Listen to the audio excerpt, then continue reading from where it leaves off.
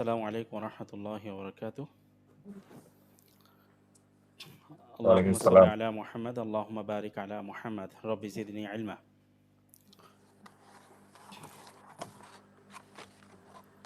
আজকের ক্লাসে আমরা ইনশাআল্লাহ জমির বা সর্বনাম সম্পর্কে পড়ব। সর্বনাম বলা হয় যা কোনো নামের পরিবর্তে ওই নামকে বোঝাতে ব্যবহার হয়, তাকে জমির বা সর্বনাম বলা হয়। আরবিতে সর্বনামকে মোট 5 ভাগে ভাগ করা হয়, কিন্তু আমরা এখানে 2 ভাগে ভাগ করব, 2 প্রকার করব এখানে। সর্বনাম 2 প্রকার, একটা হলো মুক্ত সর্বনাম, আরেকটা হলো যুক্ত সর্বনাম। মুক্ত সর্বনাম কর্তাবাচক অর্থাৎ শূন্য বিভক্তি অর্থ দিবে, সাবজেক্ট হিসেবে ব্যবহৃত হবে, যা শব্দের আগে স্বতন্ত্রভাবে বসে। এটা হলো মুক্ত সর্বনাম। 1 নাম্বার মুক্ত সর্বনাম, যা কর্তাবাচক অর্থাৎ শূন্য বিভক্তি অর্থ দিবে, সাবজেক্ট হিসেবে ব্যবহৃত হয়, শব্দের আগে স্বতন্ত্রভাবে আসে। 2 নাম্বার হলো যুক্ত সর্বনাম। এটা অ্যাটাচ প্রনাউন, সম্বন্ধবাচক বা কর্মবাচক। র র এর কে অর্থ দিবে, কখনো র এর অর্থ দিবে, কখনো কে অর্থ দিবে। এটা অর্থ পজেসিভ বা অবজেক্ট হিসেবে ব্যবহৃত হবে। যুক্ত সর্বনাম এটা দুই ভাগে ব্যবহার হয়। আম, কখনো সেটা র এর অর্থ দিবে, কখনো কে এর অর্থ দিবে। যুক্ত সর্বনাম এখানে লেখা আছে, যুক্ত সর্বনাম আবার দুই ভাবে ব্যবহার হয়। নন ভার্বের সাথে অর্থ হবে র এর। নন ভার্বের সাথে যখন আসবে যুক্ত সর্বনাম, তখন অর্থ দিবে র অথবা এর। ইহাকে বলা হয় পজেসিভ বা সম্বন্ধবাচক বাক্য। আর ভার্বের সাথে যখন আসে, ক্রিয়ার সাথে যখন আসে, অর্থ হবে কে। ইহাকে বলা হয় অবজেক্ট বা কর্মবাচক শব্দ। তাহলে একটা হলো মুক্ত সর্বনাম, আরেকটা হলো যুক্ত সর্বনাম। মুক্ত সর্বনাম যেটা শূন্য বিভক্তি অর্থ দিবে, সাবজেক্ট হিসাবে ব্যবহৃত হয়, যা শব্দের আগে স্বতন্ত্রভাবে আসে। আর যুক্ত সর্বনাম এটা র অথবা এর র অথবা এর অর্থ দিবে, কখনো পজেসিভ, কখনো অবজেক্ট হিসেবে ব্যবহৃত হয়, যা শব্দের শেষে যুক্ত হয়ে বসে। যুক্ত সর্বনাম শব্দের শেষে যুক্ত হয়ে বসে। তো যুক্ত সর্বনাম আবার দুই ভাবে ব্যবহার করা যায়। একটা হলো নন ভার্বের সাথে, আর একটা হলো ভার্বের সাথে। নন ভার্বের সাথে যখন আসে তখন অর্থ হবে র অথবা এর। এটাকে পজিটিভ বা সম্বন্ধবাচক বাক্যাংশ বলা হয়। আর ভার্বের সাথে যখন আসবে তখন অর্থ হবে, আম, এটা অবজেক্টের অর্থ হবে, কর্মবাচক।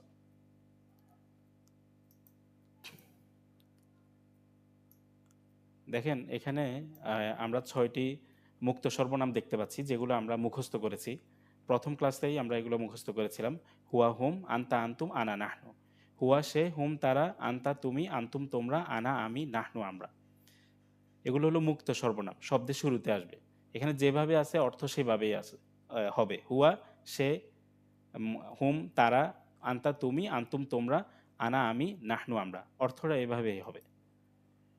যেমন এখানে হুয়া হুয়াল্লাহু, আমরা যদি আল্লাহ শব্দের আগে হুয়া আনি তখন অর্থ হবে তিনি বা সে, তিনি আল্লাহ বা সে আল্লাহ। হুয়া রব্বুন, তিনি রব। হুয়াল হাকিমু, তিনি বিচারক। হুয়া তাওয়াবু, তিনি তৌবাকারী, তৌবা কবুলকারী। হুয়া মুহসিনুন, বা তিনি ন্যায় পরায়ণ। এরপর হলো হুম জলিমুনা, তারা জালিম। হুম খালিদুনা, তারা স্থায়ী। হুম নাসিরুনা, তারা সাহায্যকারী। হুমুল মুফলিহুনা, তারা সফলকাম।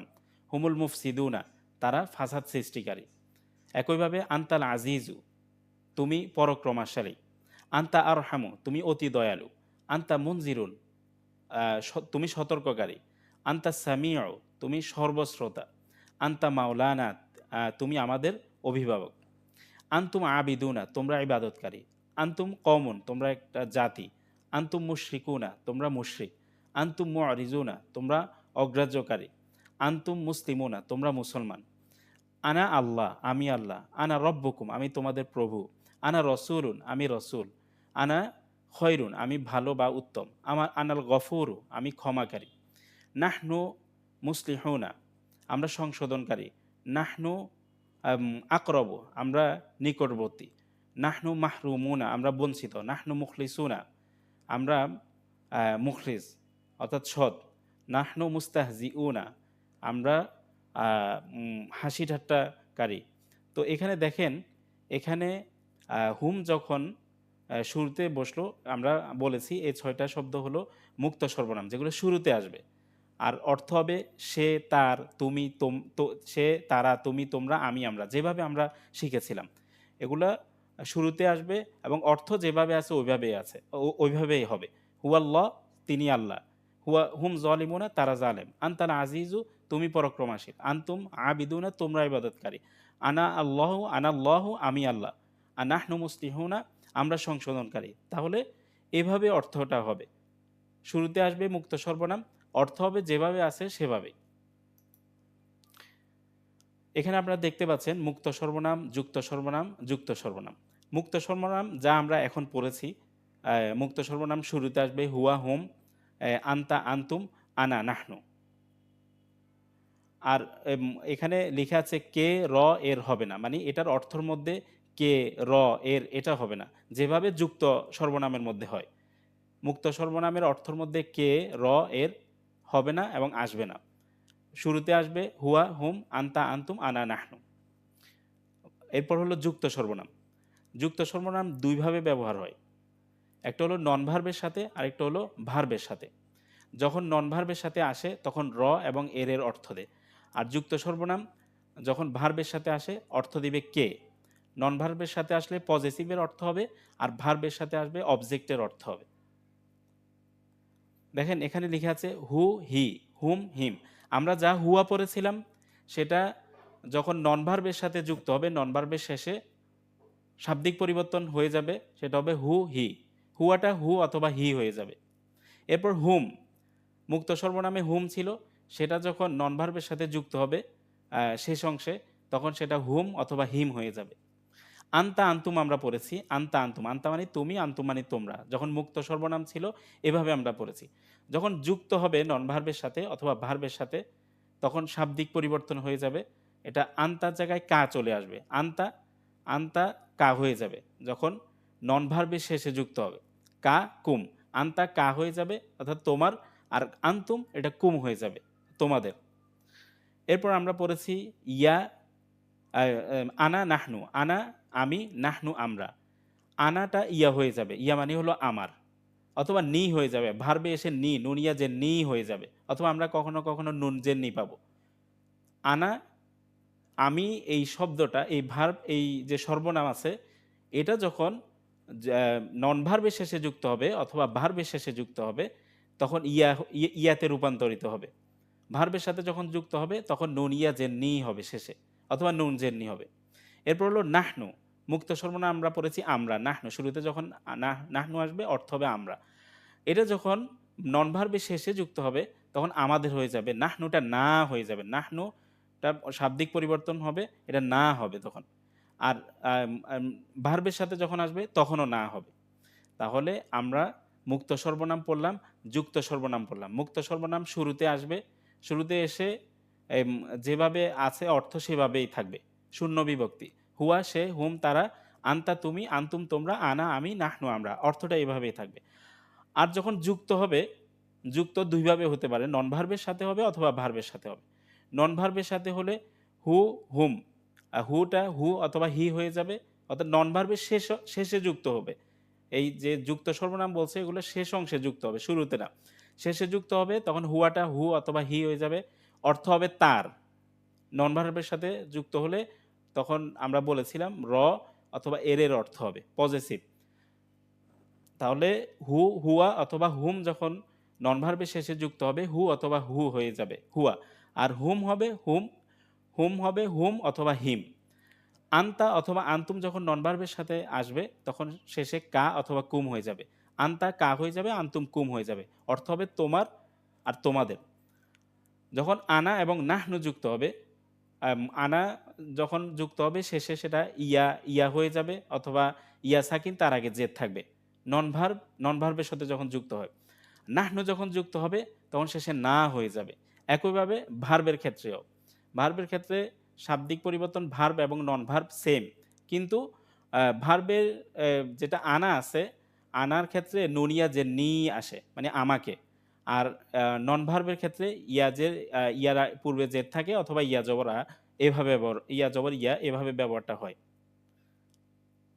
আর অর্থ নন ভার্বের ক্ষেত্রে হবে তার, তাদের, তোমার, তোমাদের, আমার, আমাদের।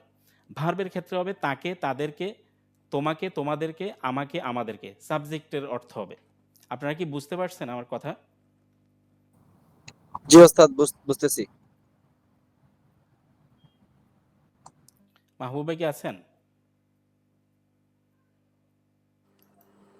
হ্যাঁ ওস্তাদ, বুঝতেছি যে জি মনে করেন নন ভার্বের জি পরে এই শব্দগুলো আসবে, জি জি। আচ্ছা, আর একটু একটু ভার্বের দেখেন, পরে একটু দেখেন, একটু দেখেন। হুম, দেখেন, রব্বুন, হ্যাঁ, এটা হলো নন ভার্ব, তাই না? জি রব্বন, হ্যাঁ নন রব্বুন। ভার্ব। এখন রব্বুহু, এই যে শেষে এখানে লিখে আছে উপরে হুয়া যোগ হু। হুয়া যেটা আমরা মুক্ত সর্বনামে হুয়া পড়েছিলাম, সেটা শেষে হুম যুক্ত হওয়ার কারণে এটা হু হয়ে যাবে। তো হুম রব্বুহু অর্থ হবে, এটা নন ভার্বের সাথে যুক্ত হলে আমরা বলেছি র অথবা এর অর্থ হবে। তো রব্বুহু মানে কি হবে বলেন তো? তার রব, তার রব। এরপর হলো রব্বু হুম। হুম যেটা আমরা তাদের নন রব। ভার্বে পড়েছি, সরি, মুক্ত সর্বনামে পড়েছি হুম মানে তারা। কিন্তু যুক্ত সর্বনামে যখন নন ভার্বে শেষে আসবে, সেটা হুম অথবা হিম হবে। তো রব্বু হুম মানে কি হবে বলেন তো? তাদের রব। তাদের রব। এরপর আমরা পড়েছি মুক্ত সর্বনামে আনতা। আনতা মানে তুমি। তো যুক্ত হুম সর্বনামে এটা শেষে যুক্ত হবে এখন, এবং আনতাটা কা হয়ে যাবে। আনতা কা হয়ে যাবে, যেমন রব্বুকা। রব্বুকা মানে তোমার রব। হুম এরপর রব্বুকুম, যেটা আমরা মুক্ত সর্বনামে আনতুম পড়ছি। আনতুম মানে তোমরা, কিন্তু যুক্ত সর্বনামে নন ভার্বের শেষে যখন যুক্ত হয়, তখন সেটা রব্বুকুম হয়ে যাবে। অর্থ হবে তোমাদের রব। হুম এরপর হলো রব্বি, যেটা আমরা মুক্ত হুম সর্বনামে আনা পড়েছিলাম। আনা মানে হলো হুম আমি। হুম আনা শব্দের অর্থ যেটা মুক্ত সর্বনাম আমি পড়েছি, সেটা এখানে শেষে যুক্ত হলে শেষে ইয়া চলে আসবে। দেখেন, আনা সাথে ইয়া আসবে, অথবা ইয়া সাকিন তার আগে জের আসবে, অথবা ইয়া জবর ইয়া আসবে, শেষে ইয়া জবর ইয়া থাকবে, এভাবে থাকবে। তাহলে এখানে রব্বি, ইয়া সাকিন তার আগে জের হলো, রব্বি মানে হলো আমার রব। এরপর আচ্ছা উস্তাদ, যদি বলেন। হুয়া রব্বুন বলে, হুয়া রব্বুন মানে তার রব, হ্যাঁ, হুয়া রব্বুন মানে তার রব হবে, হবে না। হুয়া রব্বুন মানে তিনি রব, ঠিক আছে? তিনি রব, তিনি রব, হুয়া এটা রব্বুন। এটা হচ্ছে শূন্য বিভক্তি অর্থ দিবে, যেটা হলো মুক্ত সর্বনাম, আমরা যেটা একটু আগে বললাম। এ দেখেন, একটু আগে যেই উদাহরণটা আমরা এখানে দিলাম, আপনি যেটা বলছেন, এ দেখেন, হুয়া, হুয়া আল্লাহ, হুয়া আল্লাহ, হুয়া আল্লাহ, আল্লাহ, তিনি হুয়া আল্লাহ, আল্লাহ। হুয়া রব্বুন তিনি রব, হুয়াল হাকিমু তিনি হাকিম, ঠিক আছে? হুয়া জি তাওয়াবু জি তিনি তওবা জি কবুলকারী। এটা হলো মুক্ত সর্বনাম।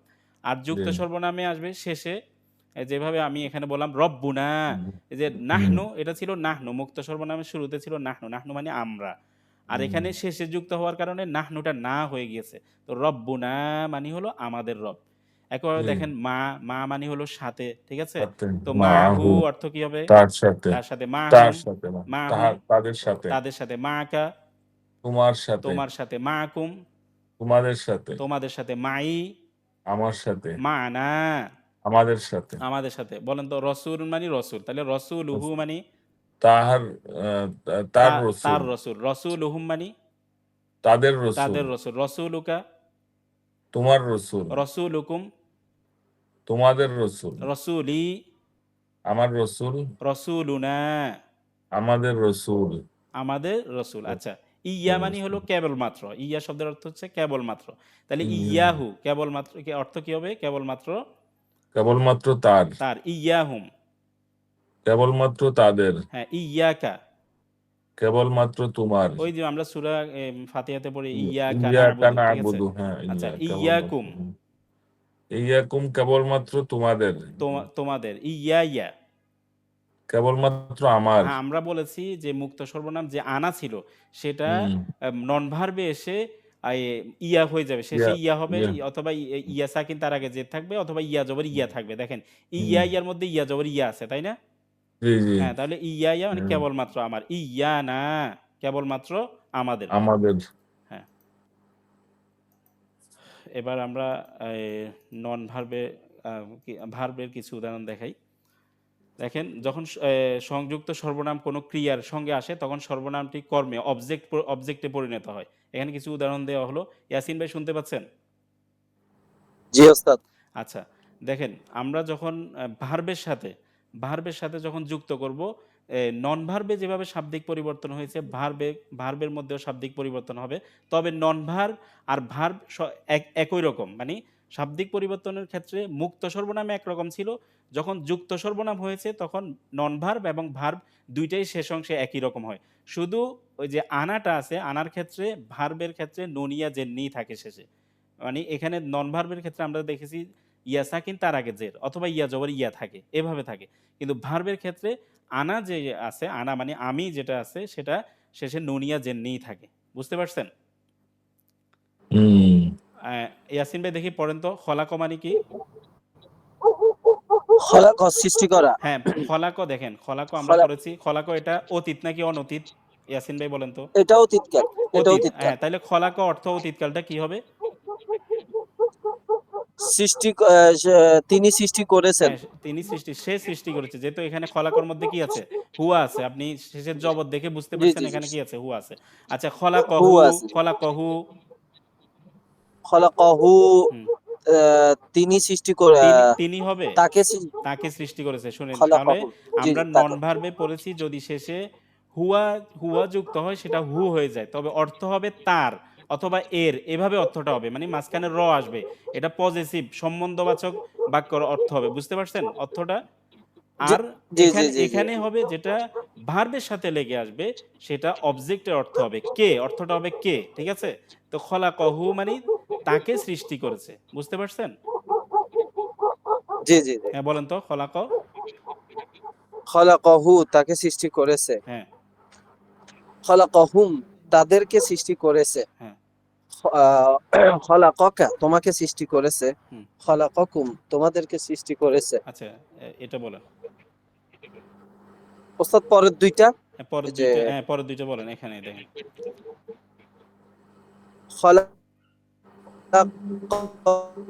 খলাকানি, আমাকে সৃষ্টি করেছে। দেখছেন এখানে দেখেন, খলাকানা, আমাদেরকে সৃষ্টি খলাকনি, করেছে। এখানে যে আনা আছে, আনার এখানে নুনিয়া জেন্নি আসছে ভার্বের ক্ষেত্রে। কিন্তু নন ভার্বের ক্ষেত্রে শুধু ইয়াজেরই ছিল অথবা ইয়া জবর আর ইয়া ছিল।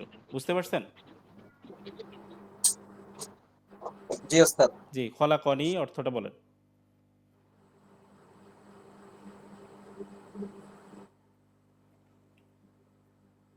ইয়াসিন ভাই শুনতে পাচ্ছেন?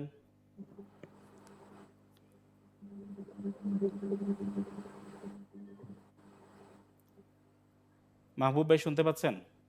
জি জি শুনতে পাচ্ছি। আপনি বুঝছেন ব্যাপারটা, ভার্বের ব্যাপারটা বুঝছেন?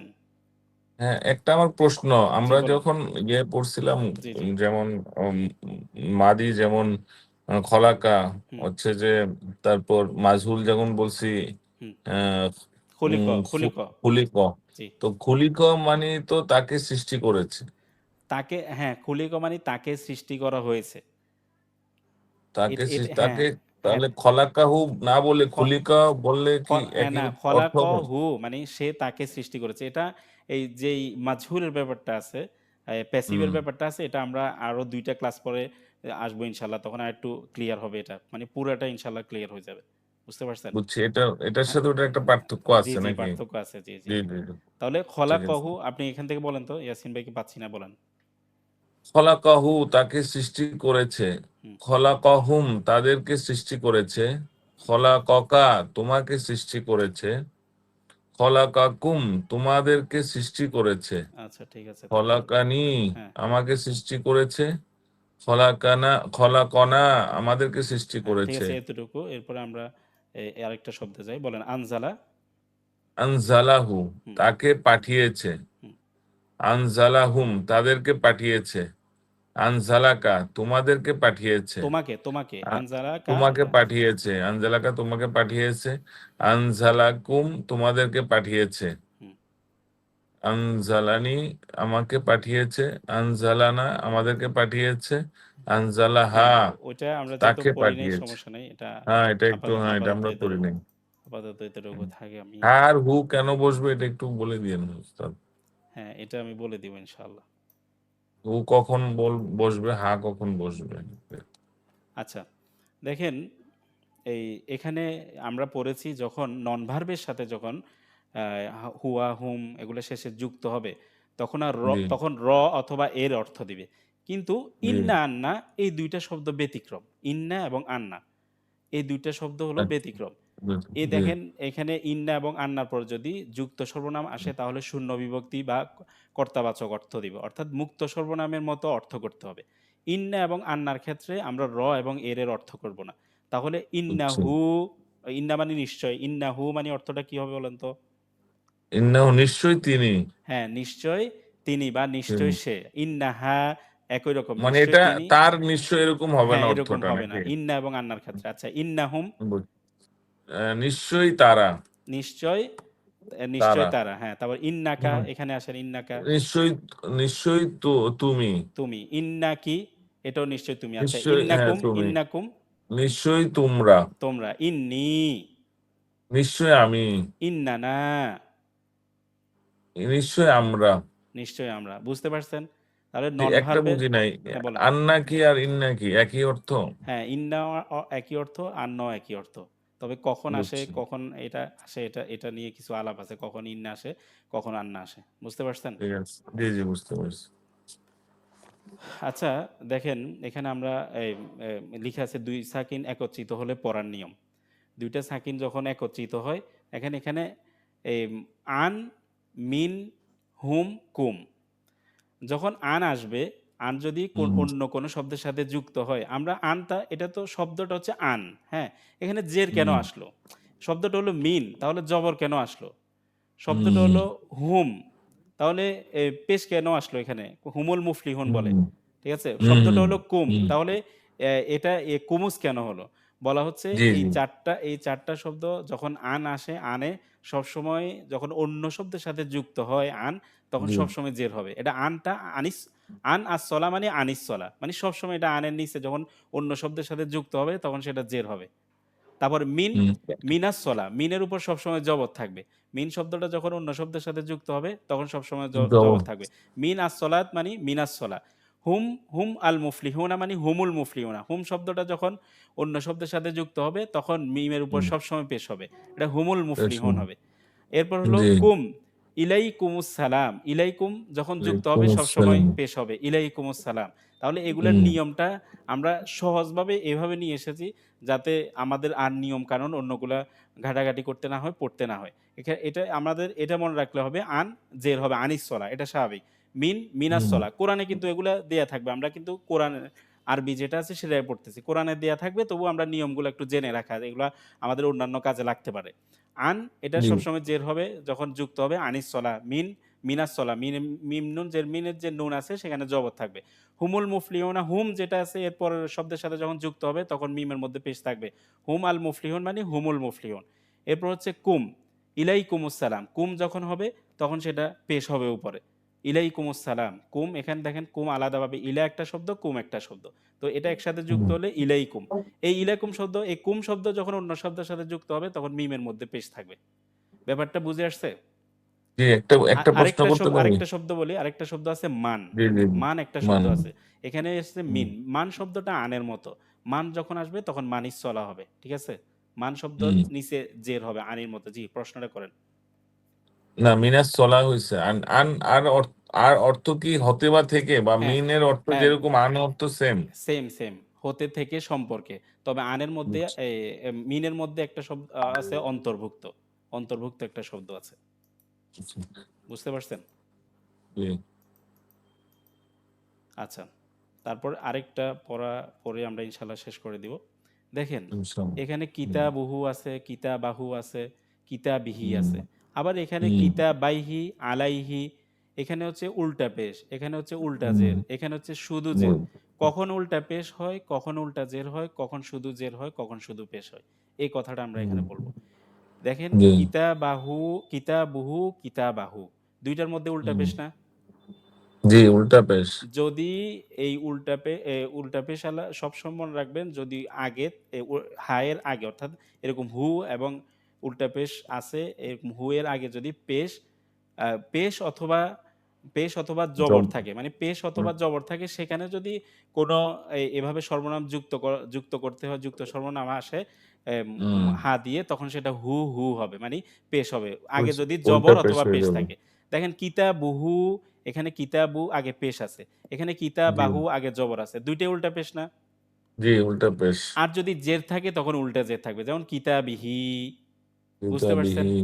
এই জি কথাটা বুঝতে বুঝতে পারছেন? পারছি, এরপর আসেন। বুঝতে পারছি। জি হ্যাঁ, এরপর আসেন কিতাবাইহি আলাইহি। যদি হায়ের পূর্বে যদি সাকিন ইয়া সাকিন থাকে তাহলে জের হবে। আর ইয়া সাকিন না থাকলে অন্য যা থাকুক তখন পেশ হবে। বুঝছেন? বুঝছি। মানে দেখেন উম, এখানে কিতাবাইহি আলাইহি। হ্যাঁ, পূর্বে ইয়া সাকিন আছে, এটা জের, স্বাভাবিক জের। আলাইহি কিতাবাইহি। আর এখানে যেহেতু ইয়া সাকিন নেই সেজন্য পেশ হবে। স্বাভাবিক সাধারণ পেশ। মিনহু, সাধারণত হ্যাঁ, সাধারণ পেশ। সাধারণত শব্দটা হুয়ে হওয়ার কথা। জি, জি, জি। এখানে মানে হু, হি এবং হি সব একই অর্থ, ঠিক না? জি, জি, জি। তাহলে দেখেন কিন্তু এটার এটা যদি ইয়েটা আগে ভিন্ন। আপনি খেয়াল করবেন অনেক শব্দ পড়ার সময়, এখন তো যেহেতু এটা একটু হুম, পড়েছেন, আপনি দেখবেন আগে যদি জবর হুম, থাকে অথবা পেশ থাকে তখন হু হুম, টান হচ্ছে। আগে যদি জের থাকে তখন হি টান হচ্ছে। আর আগে যদি জি ইয়া সাকিন থাকে তখন স্বাভাবিকভাবে আলাইহি, যেমন এখানে আছে। এরপর যেমন ইলাইহি, বুঝতে পারছেন? ইলা আসলে জি তখন জি ইলাইহি জি হতো। আর যদি ইয়া সাকিন না থাকে অন্য যা থাকুক তখন এটা হা পেশ হু হবে। হুয়ে হবে। হু হবে। হুম, বুঝতে পারছেন? ইয়াসিন ভাই কি আছেন? বুঝতে পারছি, বুঝতে পারছি। ইয়াসিন ভাই কি শুনতে পাচ্ছেন?